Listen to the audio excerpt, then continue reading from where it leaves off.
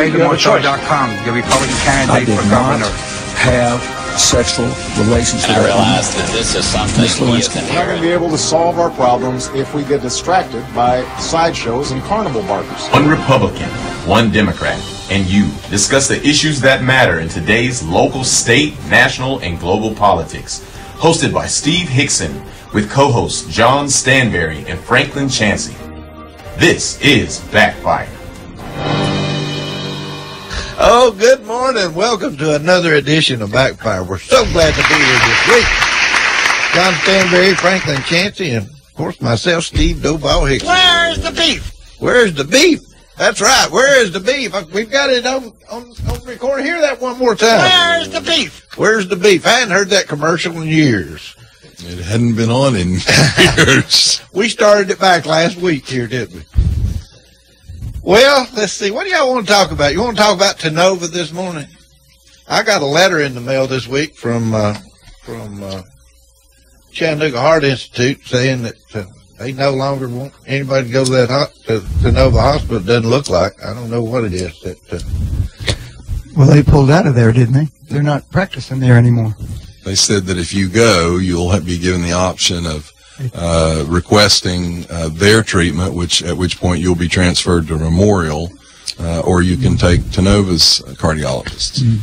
Well, that if you have a doctor that's part of the Chattanooga Heart Institute, which is right here in Cleveland, which just about everybody has been going to for years around here with heart issues. Now they're saying go to Chattanooga. Well, I mean, they said it's a difficult decision on their part, and I'm sure it is. Wonder what the problem is between the hospital here at Tenova and the Chattanooga Heart Institute. Well, one of the things, the very nature of all this has changed. Probably 15, 20 years ago, nearly all of your family or general practice physicians had admitting privileges at the hospital. Today, none of them hardly. Very few of them do anymore. So what would have happened, let's say that Joe Smith is your primary care physician and you go to the hospital. Well, Joe will come see you at the hospital and Joe will say, well, I have a really good relationship with the cardiologist, Bill. I want you to see Bill, and he would coordinate that. Well, now you go, your general care doctor, primary care, doesn't have admitting privileges. You'll see a staff physician in the ER department at Tenova, and they will refer you to whoever they like. And that may be part of the problem. First, they're going to bring in what are known as hospitalists. Hospitalists. Which are full-time employees of the hospital who are supposed to coordinate your care, and they will then determine who you go to. What consultations are brought in from other. So if you've got a heart doctor that you go to regularly, and then you have a heart issue in the middle of the night, and the ambulance transfers you to Tenova Hospital, they're going to ask you, do you want to go here or do you want to go to Chattanooga? Well, actually, I've been told that decision is made in the ambulance, to be honest. Do you want to go to Tenova or do you want to go to Memorial or Erlanger? They're going to make a recommendation to you about what they perceive as the seriousness of the condition you're having at that moment, although that's a little bit of a guess early on. So in other words, then, you've got a medic that's going to make a decision. For example, if you're able to talk and they say, do you have a cardiologist? And you say, yeah, it's Chattanooga Heart Institute, they're going to take you to Memorial. They're not going to take you to Tenova. So that decision will be made there. I think actually you all are skirting around part of the probable problem here. It's the people that don't have a cardiologist. And so they go in, and if I had to guess, I'd say Chattanooga Heart Institute feels like they're not getting a proper share of the referrals.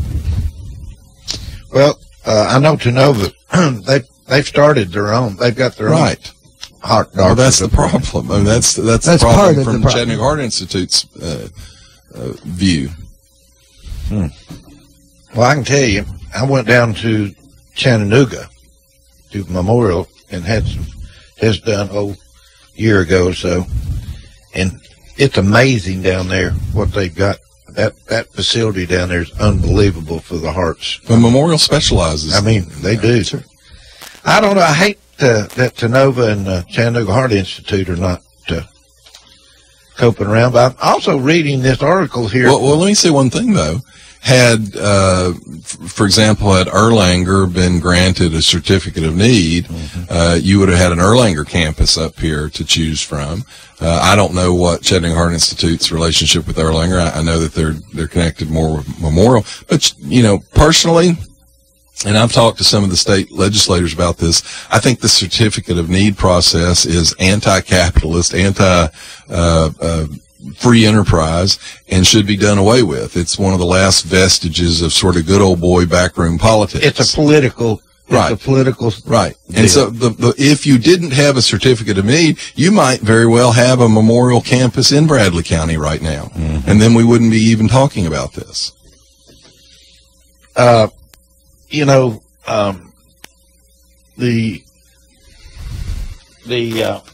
We got a phone call? All right, let's take a call. We got a caller in here. I got a feeling this guy, whoever it is, worked at Bradley Memorial at one time. Oh, you're so intelligent. Smart guys. Yes. This is Edward Webb. I worked there 43 years. How you doing, Mr. Webb? Oh, my name's Edward. I'm doing great. I get to talk to you all. All right.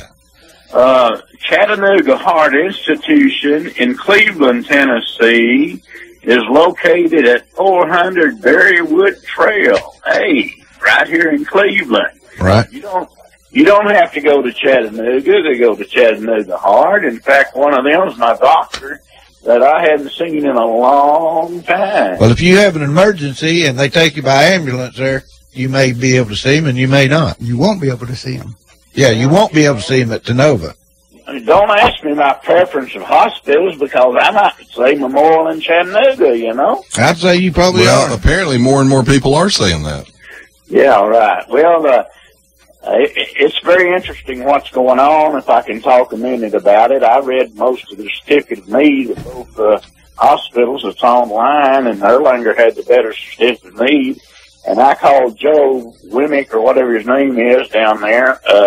I think it was Monday. I wanted him to be aware that he's going to be talking about the hospitals at the county commission meeting, and of course he was aware of it. And I made a suggestion to him.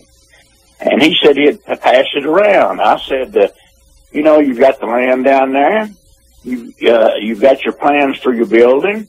Go ahead and build the building the way it is. Okay? Don't put the observation beds in, and leave the room for your MRI. You can use it as a storage room. Put out there Erlanger walk-in clinic. Put the ambulance there, and they can take people to Chattanooga, and it will relieve our ambulance system here that's overloaded, and keep applying for your certificate of need. And when you get your certificate of need, if you do, then put your observation beds in, and then put your MRI in. And I hope they do it. They can't keep them from building a walk-in clinic. Memorial's got a walk-in clinic out here. Now, you've been very dedicated to what we used to call Bradley Memorial Hospital. How do you feel Tenova's doing? Well, let's see. I think Tom Cry asked some questions. I happened to see him last night, and he asked some questions that wasn't even in the banner. Of course not. He asked, why did they just start 4 months ago to making improvements in the emergency room? Why didn't they start sooner, Did the fact that Erlanger was wanting to come in here make them start to try to do better? Yes, he admitted to it. He said they're doing a better job now. That's what. Yeah, but that's my argument against the whole process of certificate of need. That's what competition does. Competition makes you do better. That's right. That's right. Well, it may be Tenova's turn because many years ago, Cleveland Community came in when Bradley Memorial was here, and, they did the same thing to Bradley that Erlanger's trying to do now. So what goes around comes around. It may be their turn, right? What's going on over at the old Cleveland Community Hospital now? Well, I don't know, but let me ask you this. Well, let's see. Yeah, they do sleep studies over there, and I think they've got some psychiatric over there. I cannot answer all that. I went over there for a sleep study. Very nice. And they do lots of outpatient procedures there. Well, let me ask you this. I don't know whether they could do this or not, but they had an emergency room over there. I don't know whether they'd have to go back and get a certificate of need. But did they go back over there and open up another emergency room like they had before? I don't know why they closed it down, do you? No, I don't know. You know, if they really want to provide better service, they've got a location, they've got the building, they've got the facilities. I doubt that they've done too much construction or changed anything. They possibly could open up another one right back over there, you know? Well, thanks for taking my call. I don't mean to. I'm just an opinionated old 80-year-old man. You know, I'm not against Sonova, but even when they had their certificate of need down there, somebody told them that Sonova needed to improve their inefficiency, you know? Well, as the administrator says up there, they're working to improve things. Well, they're on top of it now. But I think you also have to keep in mind that a lot of our attitudes are formed by just what you said, what we call the old Bradley Memorial. And I think that Sonova plays on that some, you know, that we're the local hospital. Well, the fact of the matter is they're a big chain, right. You know, and they've got hospitals all over the state. They're a big company just like any other big company. Let me put it another way. We have no control of our local hospital anymore. No, we don't have, we have a chain that has a hospital in town. You know, they can go up there at the county board and all this stuff and talk about things, but as you see, they're not going to allow another hospital in there. They're not going to allow another emergency service in here. It's all politics. Yeah, well, the thing about it is, I don't like it when he gets up and says that we have treated patients in this area here for over 60 years. That's not true, you know. Bradley Memorial treated them, and just because they're up there where Bradley Memorial was doesn't mean that they have done the job. Bradley Memorial did the job, you know, and I don't like it either because people said the hospital did this to me. The hospital is supposed to do what the doctor orders. Sometimes the hospital makes mistakes, but basically the hospital is doing what the doctor says. And you know what the most expensive instrument is at the hospital? What? It's the doctor's pen, writing those orders. All right. I appreciate you taking my call. All right. Thank you. Thanks, Edward. All right. Anyway, we can beat up on Sonova forever, I guess, but you know, it seems strange to me that they're saying they're on top of it now, and they've realized, you know, and they've been working on trying to improve things, but it took competition, as you said, to come into but now the competition has been squelched. Yeah, the competition's been squelched, so do you think these things will really happen? Well, didn't that happen 5 or 6 years ago when they took over? There was some real problems that, we're on top of it, we're going to fix all of this. Where's the beef? And look, I need to be fair. I was up there a month or so ago, and they took. I don't have anything to complain about at all in the care I got in through the ER, the docs, and I spent a night, and they moved me into the main building. Everybody was very good to me and took very good care of me. Now, I requested Chattanooga Heart Institute, and I got consult with one of the doctors at Chattanooga Heart Institute. Well, it's a lovely facility. It's a staffing issue.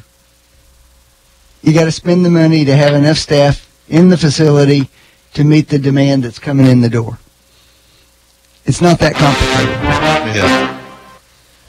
Well, you know, you don't know what's going on up there. There's people trying to get in the door just to get drugs and everything else. So that's always. That's at emergency rooms all over the country. Did you see in the Chattanooga Times this week they had a listing on Sunday of the 10 busiest emergency rooms in the country? Guess what was number 7? Erlanger Hospital. Really? Yeah, and let me say something, and I'm going to say this generically about a lot of issues that we talk about here. We may talk several years ago before really good reforms were put in place at the Cleveland Police Department. We talked about the Cleveland Police Department. That is not the same thing as the men and women who make up the Cleveland Police Department, and this is not the same thing as the men and women who make up. There are lots of wonderful people who work up there. They do a great job. So when we talk about a entity like the hospital, it has nothing to do with all the wonderful doctors and nurses and CNAs and staff that work there.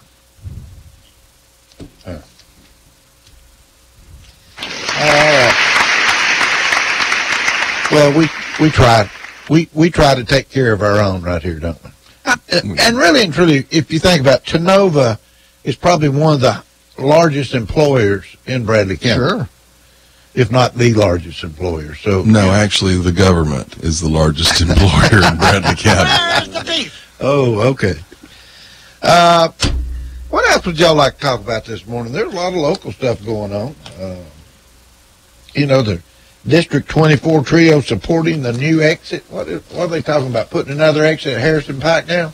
Well, they've talked about that for years. Oh, I know, for 100 years. But they're saying now they need to get it done. Well, part of the renovation. There are arguments there. This drags us back into the Main Street Cleveland discussion as well. One of the arguments is you've got Dalton Pike 4-laned or 6-laned really up to the state line. Well, then you turn around and it's been widened on our end, but then it filters into a very small 2-lane road that comes through town. But that's not. It's not done all the way to the state line. No. Well, that's true. But the question is, could you bring those people down Inman Street on out Harrison Pike to an exit, and that would greatly increase the traffic flow. People going to Atlanta probably would turn off there and kick back onto 75 in Dalton, and you would increase the flow, which theoretically you could say would help downtown. However, we're now talking about downsizing Inman Street, which means you couldn't go through there with it. Well, I remember they had a consultant come in, and they looked at the Harrison Pike exit versus coming into the downtown and improvement to the Inman Street area and all this. And their recommendation was not to bring that down through the downtown. But that's my point. It was going to make it, it was going to create too much traffic. But we've bounced back and forth on that. We've had conflicting studies. If you'll remember, we used to have parking on Inman Street. Yeah. And we specifically got rid of the parking to increase the flow through there. Now we're talking about putting the parking back and constricting the flow again. Well, I don't understand. We had consultants come in here for years, and they drew up a master plan for downtown. And the master plan basically was calling to narrow those roads down through 5 Point and try to build that up and make it. But then you also constrict the amount of traffic through there. That's exactly right, and that's why they were against the exit. Well, do you know what a expert consultant is?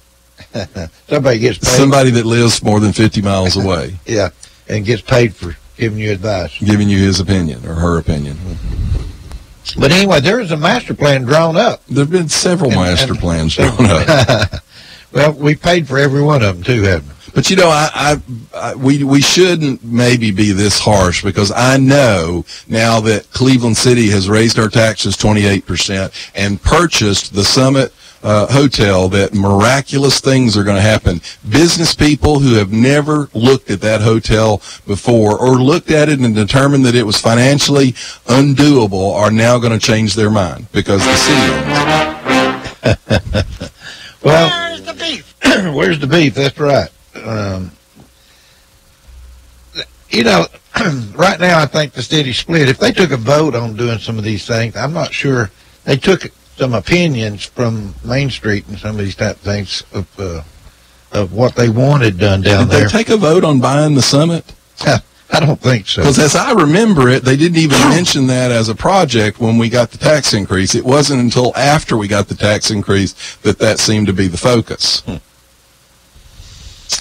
Last night was a big win in Georgia for Trump, wasn't it?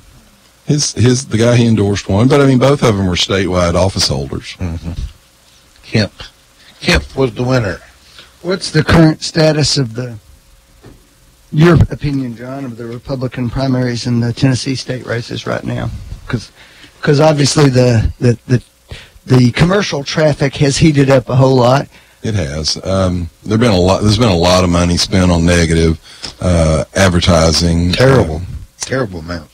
And that may not even count the fact that a lot of it is done through PACs, and you have to run down who's in charge of the PAC as to where that negative campaign is actually coming from.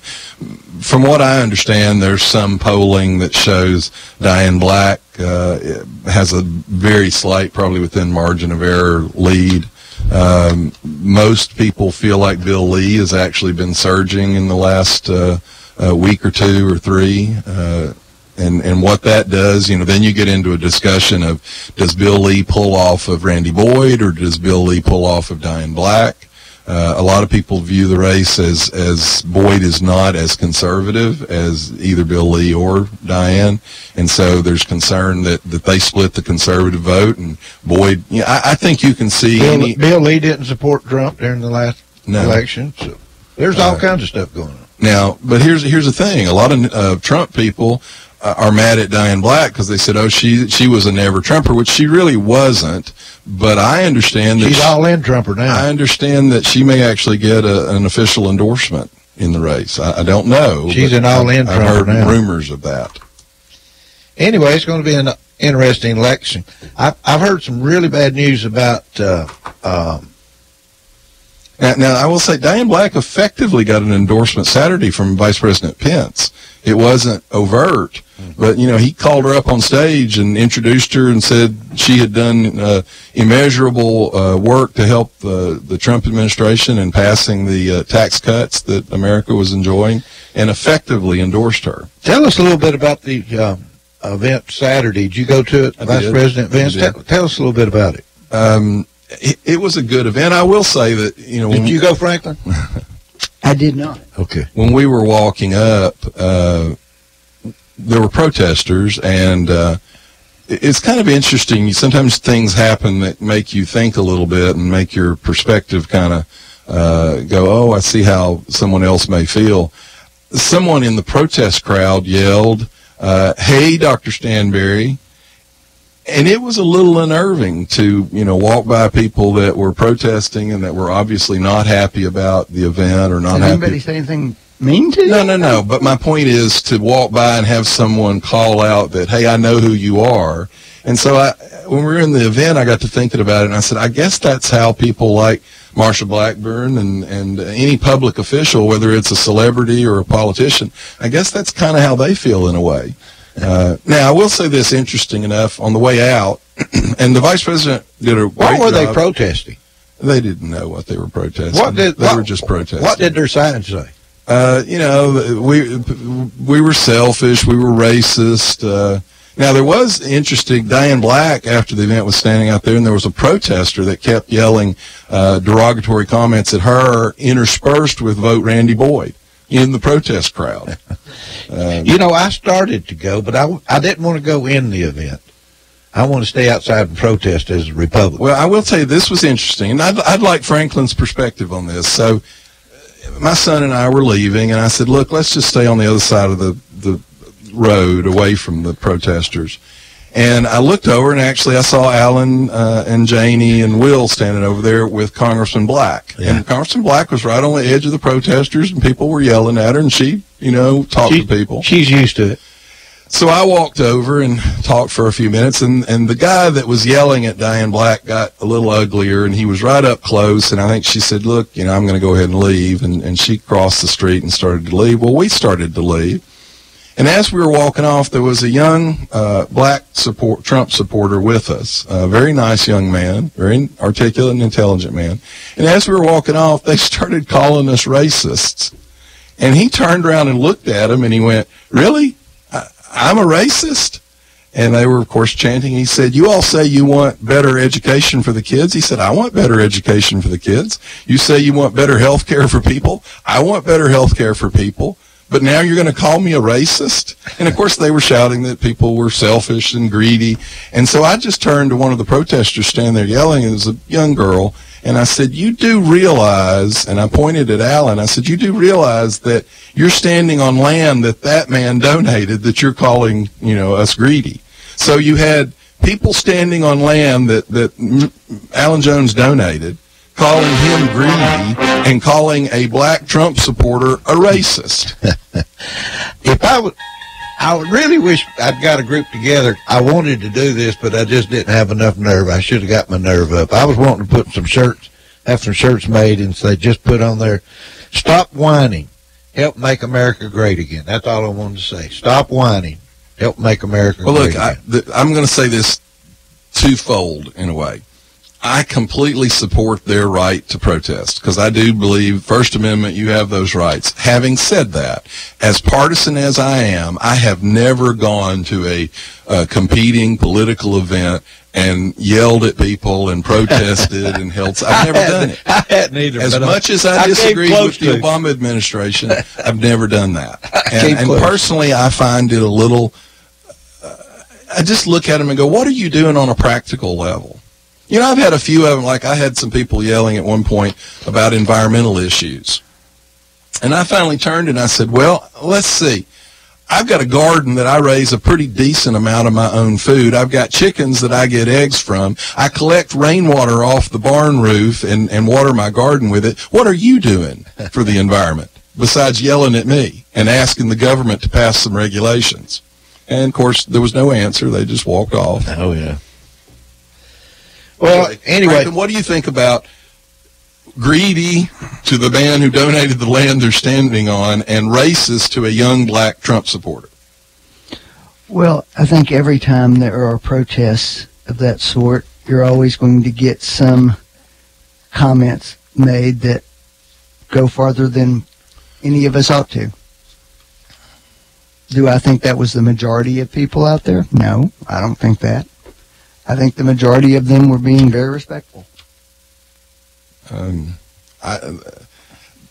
If someone came and described the group as dangerous or destructive, I would disagree with them. Respectful, though, is not a word I would use for the group, and I walked by the group. Well, obviously, John, I'm in the group of people who thinks that we need to spend a lot more time listening to the people we disagree with than yelling at them. But that doesn't mean. But that doesn't mean that we shouldn't express our views. Well, I think that was a perfectly appropriate time for people to show up and express discontent with policies that are being pursued and so forth. And there was no violence that took place, not. And so I don't have a real problem with that. I didn't say I had a problem with it. I just. On a personal level, I don't see a huge practicality in that. Now, keep in mind, that's coming from someone that's always worked in politics to elect people that I think will do what I think is in the best interest. So I look at those people and go, you know, if I were you, I'd be at home phone banking for the Democratic Party. I'd be at home working on canvassing neighborhoods. I wouldn't be standing out here wasting my time yelling at people. So as a Republican, I hope more and more of them stand around on street corners yelling at people. Well, what do you, I guess, what are they complaining about? Well, the racist issue, it really gets me because Trump has done absolutely nothing. Now, you know, I'm not talking about he's got some supporters on the fringes of the right that are obviously racist. But there are the Louis Farrakhan's on the left that supported Obama. And that didn't taint Obama just simply because they supported him. But having said that, when you look at what's actually been done, there's been nothing done that's racist. Matter of fact, black unemployment is at historic lows. I would say that the president's personal rhetoric, his words, not anybody else's, is the root of that. Well, you know, here's the problem with that, Franklin. I would say that Obama's personal rhetoric, quite frankly, was racist on the other side of the coin. And the leaked paper, college paper that Michelle Obama wrote was an outright black supremacist mindset. I would say that you weren't paying attention to the speeches. I read the paper, Franklin. I read her paper from college. Well, first of all, I don't care about anybody's paper from college. Well, secondly, you should care because they never released them. That one got out because someone already had a copy of it. Tell me why their college papers have been locked up. Why have the Obama's college papers not been released like every other president's college papers? Because the ideology is offensive to most Americans. Perhaps. I don't know. But I do know that the president's public speeches, in fact, frequently acknowledge the reasons that some people feel. What has he said that's racist? Who? President Trump. I think the suggestion that in Charlottesville there were good people on both sides of those protests definitely had some racist elements in it. Look, I think the suggestion that most of the people crossing our borders are rapists and murderers has a racist element in it. So, yeah, I think there's some things that are in his own words that are being used against him. Well, look, Franklin, most people look at people that break the law, and that's what everyone doing who's crossing the border is doing, is breaking the law. Most people are not overly sympathetic to that. I didn't say anything about him saying that people crossing the border broke the law. What he suggested was that vast majority of them were rapists and murderers. Well, what's an acceptable percentage that are rapists and murderers to you? Well, most normal people in the country think 1% is too much. I would say, John, if you lump everybody into a single group, then, yeah, your suggestion that there's something about them. How about the 5,000 members of the MS-13 that have crossed the vast majority of them didn't cross our borders. They were actually raised here. Oh, you're positive of Frankly, that. Yeah, you're right. They were raised here, but they're mostly Honduran. And what happened is the few MS-13 members that did cross targeted the Hondurans that had illegally come into the country, and they recruited them here. I think it's fine to criticize MS-13. Your party did. Your party said it was wrong. It's not fine to paint with a broad brush and suggest that everybody across the border is a gang member. You know, Franklin, we got to take a break, but I want to say this before we do. I hate that the Democrats just think they're so right about everything. Everything. They just won't vote on anything. They won't do anything to help America. Anything to vote on. Actually, we've had plenty of judges and not a single Democrat votes for them. But I'm going to tell you something. Democrats right now don't want to help America. We got to take a break. You're listening to Backfire with Steve Hickson. We'll be right back after this. Hello, I'm Johnny Cash. And you're listening to WOOPLP, Cleveland, Tennessee. WOOP FM is a broadcasting service of the Traditional Music Resource Center, and we play America's original music. Another SOS, and you're stressing, and that's the time to check in and check into cash. It's that time again. Are you more back to school or back to bills? When you need extra cash, text the word quote to 55670 for a free, no-obligation quote. Learn how much cash you can pre-qualify for. That's quote to 55670. Get pre-qualified today. Your one-stop money shop. Check into cash. We're at the Train Heating and Air Conditioning Testing Facility to experience their infamous torture tests firsthand. Hi, good morning, kid. This is cold. I'm surrounded by HVAC units covered in a layer of ice and snow. I get it. It's hard to stop a train. Ready for a heating and air unit that's been tested in the harshest environments possible? Stop thinking about the other guys and get a Train. Call Mechanical Systems today to get your home on the road to comfort. 336-5739. Train, the most reliable heating and cooling brand.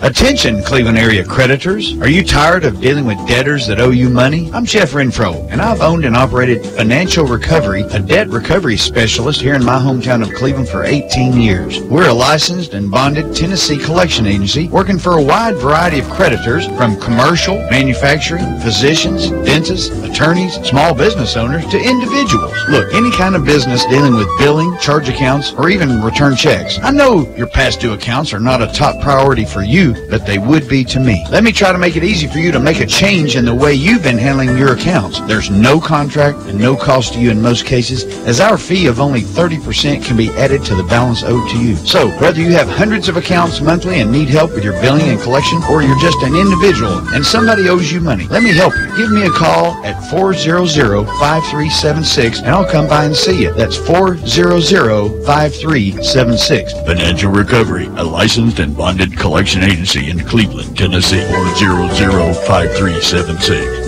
Matthews Pool and Spa Company, located in Cleveland, Bradley County for over 45 years. You know them. They're your new swimming pool construction and supply company in Cleveland, Tennessee, now with 4 generations of Matthews to serve you. Matthews Pool and Spa Company, for over 45 years, your swimming pool, construction and supply company, spa or hot tub installation and maintenance. Get all of your supplies for your pool or spa right now. And that's the new location in the old Quinn Electric Company building behind KFC at 2724 Key Street in Cleveland. Call Matthews now, 476-4521. You better get your order in now for your new pool construction for this spring and summer. 476-4521. Matthews Pool and Spa Company. Gonna jump in. Woo! No dealers allowed. Jackson Catnapper, family owned and operated in Cleveland since 1933, offering the best with over 70 styles of recliners, sofas, electronic lift chairs, full living room packages. Call Mike now at 961-7239 because Jackson Catnapper now offers sales to the public every Saturday. That's right, every Saturday. From 8 in the morning to 1 in the afternoon. Or call Mike at 961-7239. Or go see him every Saturday at 1911 King Edward Avenue, just across from the main plant. Jackson Catnapper, family owned and operated in Cleveland since 1933. 961-7239. No dealers allowed. After 135 years, Hardwick Clothes, America's oldest since 1880, has delivered on our commitment to produce the finest navy blazer in America. This limited edition blazer was announced as the style winner in Garden & Guns Made in the South Awards. Crafted in Cleveland, Tennessee, we use premium Italian wool from the Tale Barberis, custom Bimberg lining, and signature gold buttons. It's available through the finest men's stores or at hardwick.com.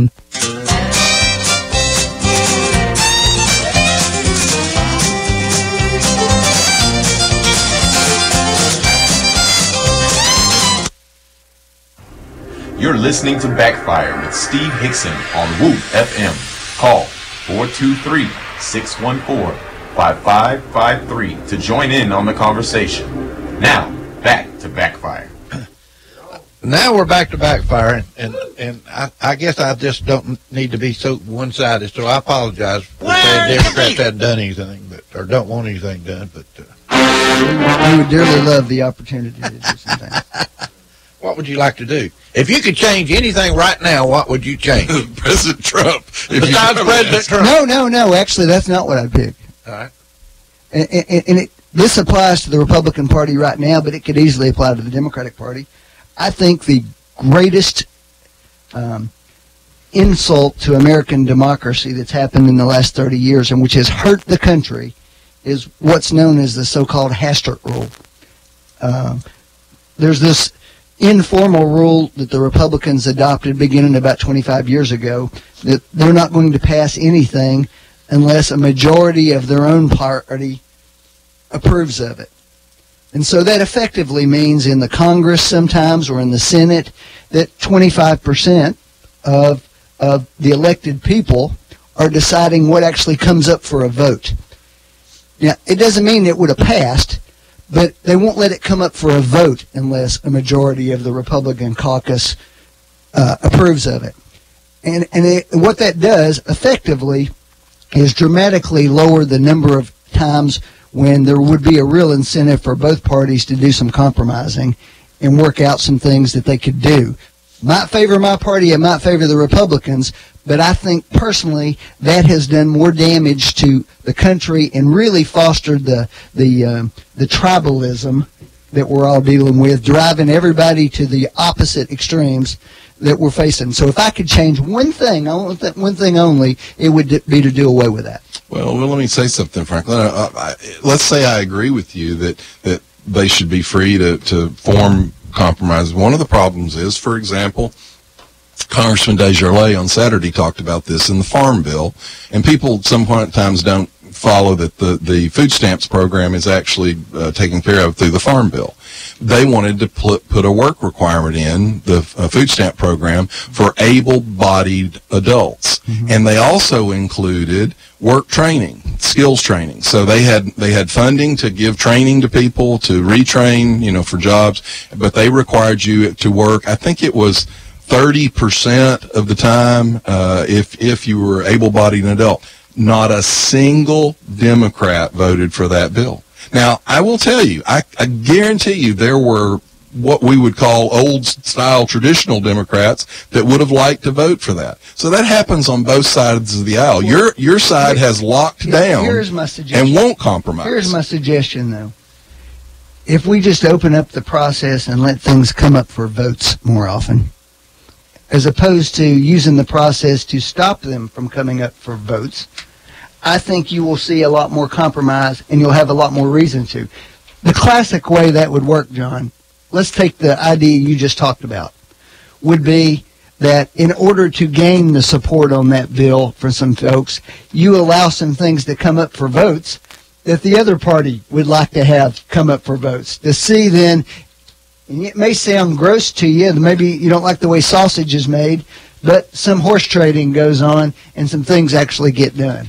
And I think that's what the country needs more than anything. Well, I'd like to see a few Democrats vote on a few things. Well, but right now they don't get to control whether something comes up for a vote. But Franklin, like they have in the Senate, I said it could work both ways. In the Senate, the Democrats have voted virtually 99% against every judicial nominee Trump has put forward. Now, I will tell you, I'm not bragging on the Republican But Party. he has also gotten more approved. He has, because of, to be frank, it's because of the Reid rule, where Reid nuked the filibuster on that. Sure. And the Democrats were told at the time, you all will regret this. But here's my point. I'm not disagreeing with you. Republicans under the Obama administration, at least a handful, voted for his nominees. You all are almost 99% in lockstep voting against every single nominee. John, we have horribly politicized judicial nominees. There's no. Well, what do you think about the Ginsburg rule in political nominees? The Ginsburg rule? Ginsburg, the Ginsburg rule? She's the one that, and she was as left-wing liberalist as they come, and she got Republican votes because she was highly qualified. But when she was asked about issues and things that might come before the court, she established sort of the rule, a judge should not answer these kind of questions, and more or less said a judge shouldn't be asked those kind of questions. That, in fact, is the traditional way we did it up until the 80s. Until you all borked Judge Bork. I have said a dozen times in here that I think that was a mistake. Well, your people, if you'll think about it, just haven't I not said that in Kavanaugh? Yes, but when Kavanaugh was put forward, you have had a pretty decent number of Democrats who have specifically said, I want to know about Roe versus Wade. I want to know about gun rights. They want to know specific how he'll rule, and that's a violation of their own principle. But as I said before, John, you know, Republicans really just forfeited their right to complain about the politicization of this process. You can't make any argument about that after what happened on the Garland thing. You just can't. That was a purely political exercise. No, you can say, it was. Wait a minute. We're talking about asking. Now, if you want to talk about the vote, sure. But that was well within. The point of that is, John, though, that's what happened. And once everybody's gone down that road, and nobody has the high ground on this. And so let's not act like we do. Let's just tell the truth. It's completely political at this point. It's not about their qualifications the way it once was. Now it's just political. You want to know one of the reasons it's political, though? It's because the court has become a legislative body instead of a judicial body. You all have successfully won at the courts things you couldn't win at the ballot box. Well, and the reason you all are so desperate right now false, is you see that advantage going away with Kavanaugh's Whether that's confirmation. true or false, lots of the judges who did those things you're talking about were Republicans.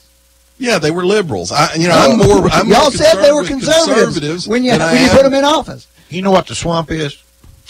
I know what y'all claim the swamp is. Bureaucrats, and that includes both Democratic and Republican, as far as I'm concerned. It does at times.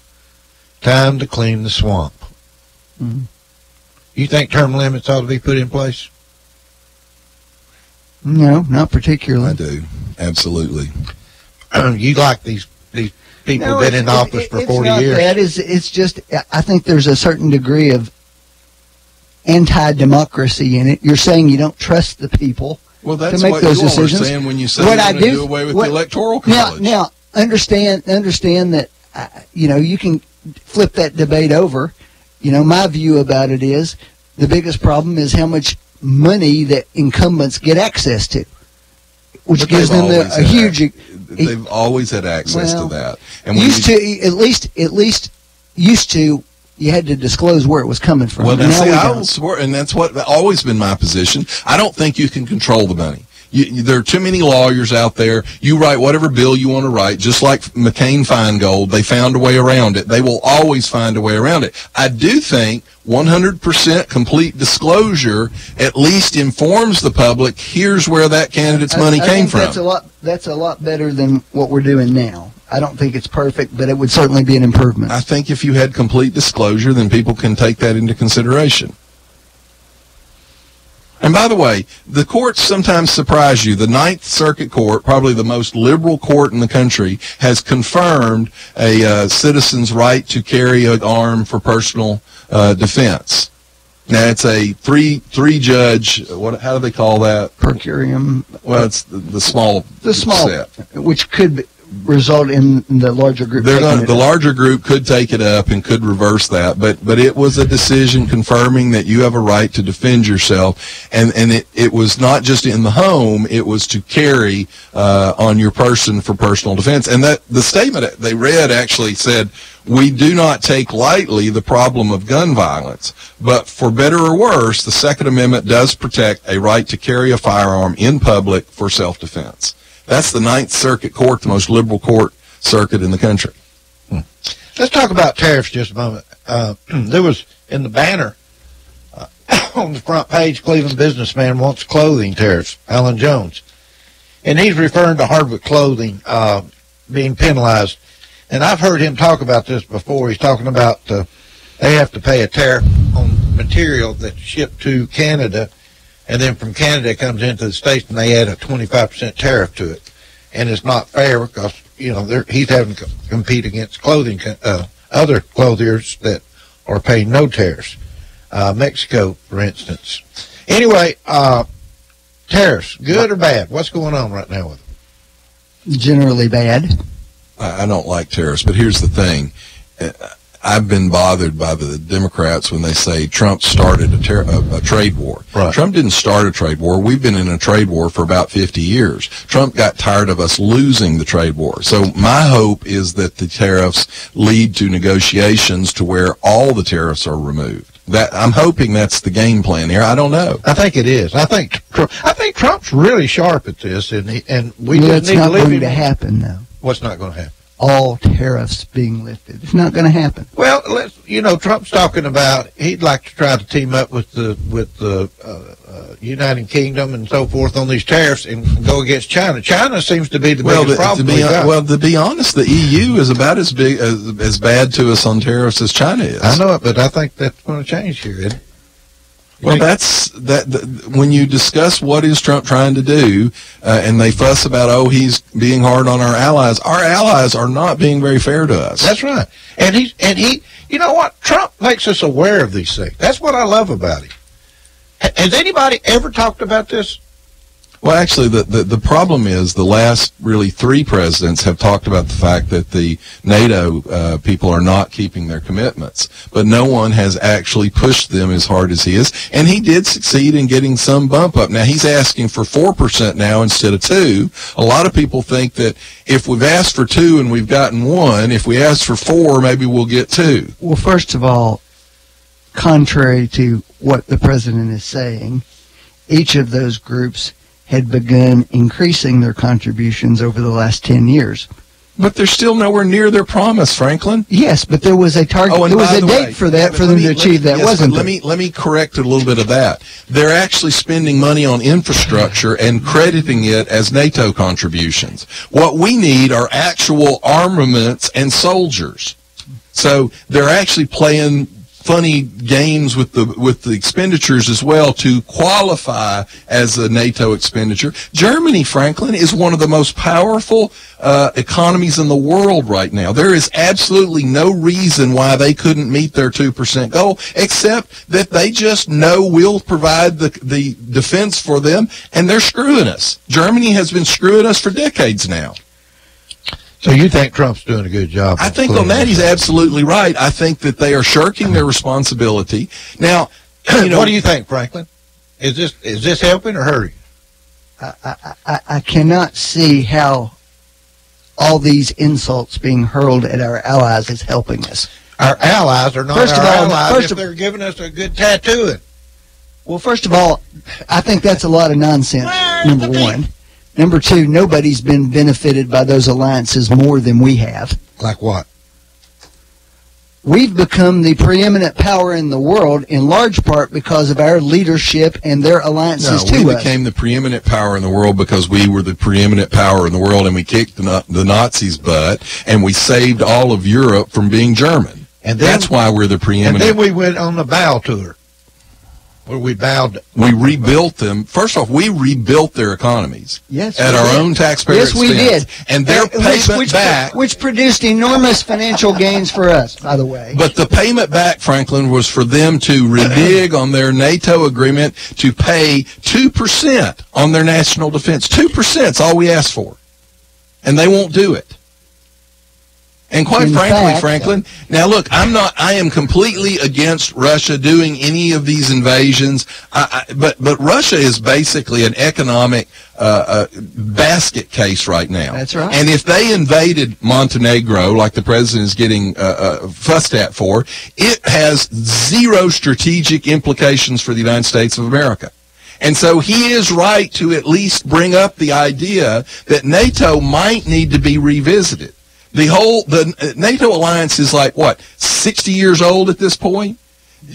That's the problem with bureaucracies. They get embedded, and no one ever stops and takes a look at them. So if Donald Trump put our troops into Macedonia and boys were getting killed, it would be your liberal buddies in the press that would be raking him over the coals for our men getting killed. So I think it's not a bad thing for him to say, we should talk about this.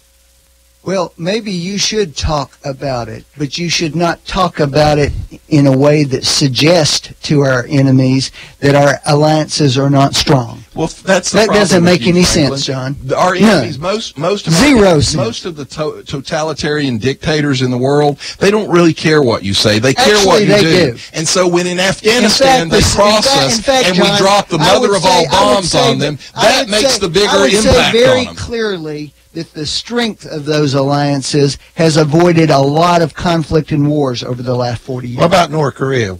We getting anything done with them right now? Actually, there's some suggestion that they have begun to dismantle one of their sites. There's not suggestion. There's commercial satellite images that show them what the implication of that is not yet known. They've begun to dismantle the rail-mounted processing building, which is where the launch vehicles are assembled.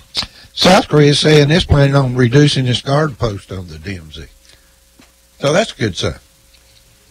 Well, here's your standard, though. Obama gets a Nobel Peace Prize for being Obama. Trump will have to actually get North Korea, Iran, and Cuba and Venezuela all to quit killing their citizens before they will consider giving him an honorary mention Nobel Peace Prize. I don't think he'd take it. I don't blame him if they did. Hey, I hate to break in, but if anyone ever doubted that Backfire was a dangerous show, John today has been wearing his safety glasses. I've got my safety glasses on. Are those prescriptions? I'm just concerned. They're just readers. Oh, Lordy. It must be for really big books. Well, let's talk for just a minute about Trump's North Korea, Trump Russia. And what else is actually the sanctions that Trump has put on the Russian has been the strictest sanctions of any president in modern history. How do you think this is coming out, Franklin? First of all, his sanctions are sanctions that the Congress had approved.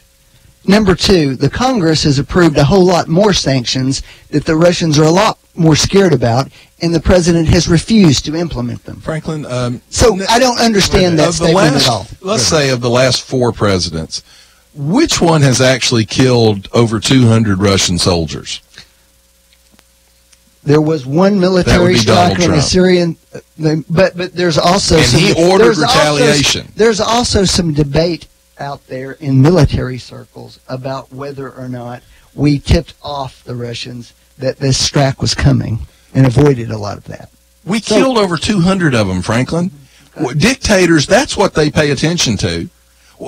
How often has Iran been taunting us in the sea? And there? Right now, how often has Iran been taunting us? Right now, the Syrian army is closing in on 2 other cities that previously we were protecting.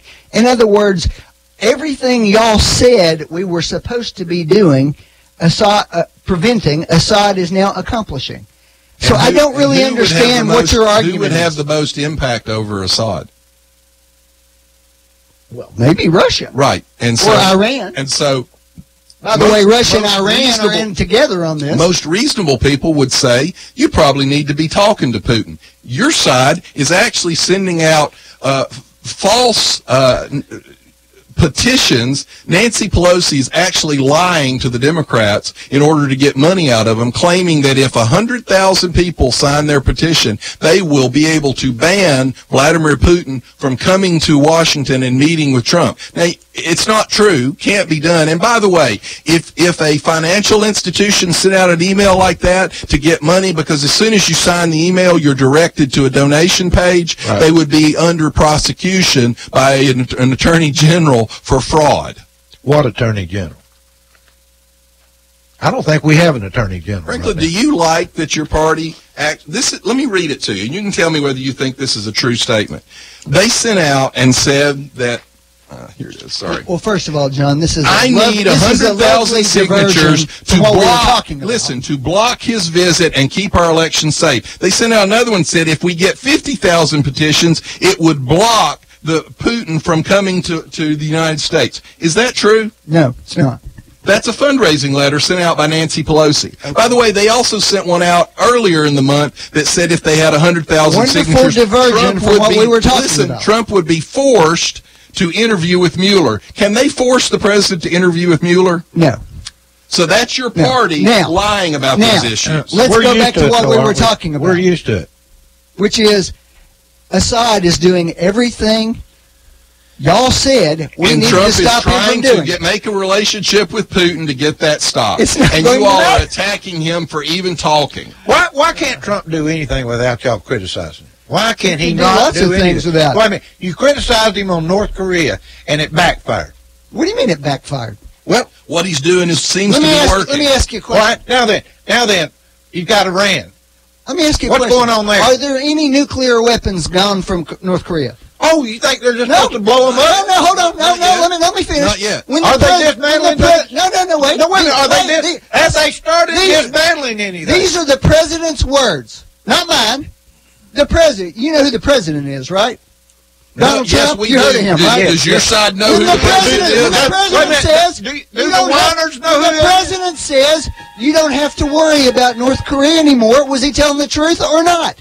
No, he knows it. That's what he said. No, he said you take everything out of text. He said right now you don't have anything to worry about. Really? Why? Right now. Why don't we have anything to worry about? Well, look, do they have talking? They like us, Franklin. They talk to us. They love Trump. They love Trump. No, actually, you're wrong. They're scared of it. Yeah, they're scared of it. Oh, okay. All right.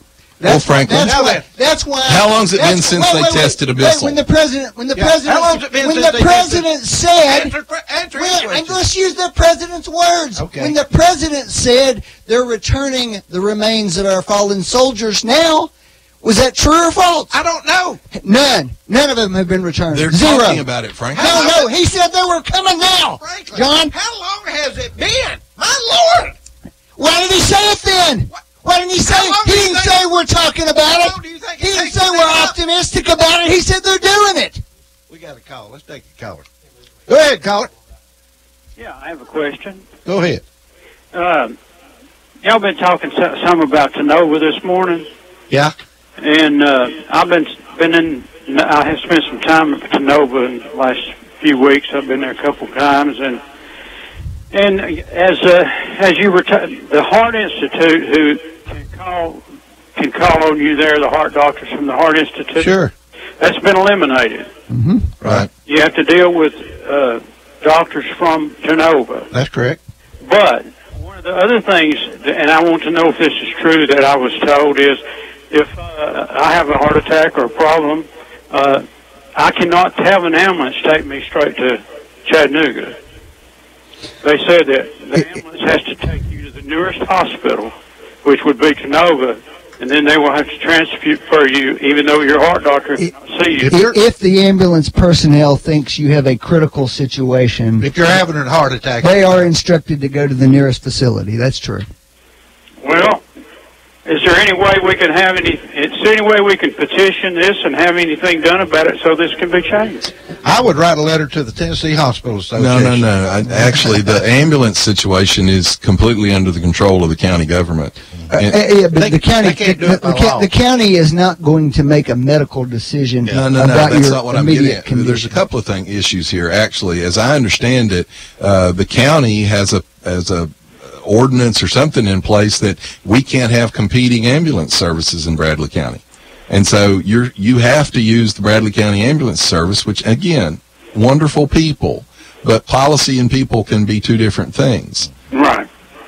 But if you're having a major heart attack and the ambulance picks you up, they're going to take you as quickly as possible to Nova to try to get you stabilized. Look, the people in the ambulance are completely dedicated to your best interest. So if you're in a horrible accident and the trauma is beyond what they think Tenova will handle, they will get you, probably by life force, they will get you to Erlanger. And that happens all Trauma the time. Center. That happens all the time. I had a heart attack in November, and Tenova did an excellent job. Right. Got me in, got me ready, and got me on the road.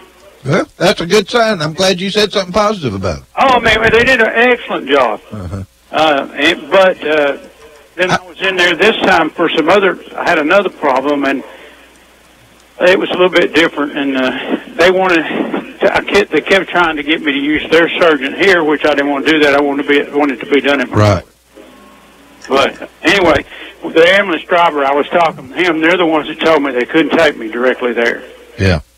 That's because there was liability on their behalf also if they did, and if you were in the midst of a heart attack. Yeah. Okay, well, I just wanted to pass that on. I've been talking about this morning. Thanks. Appreciate you calling. Thank you. Anyway, we've got to end up. We're running a few minutes late. Well, but next week we need to talk about the FISA application, because it clearly shows that the documents were unverified and that the court was not told that they were paid for by the Hillary Clinton, and they were actually told that it was verified. Let me read a quote to you from this morning.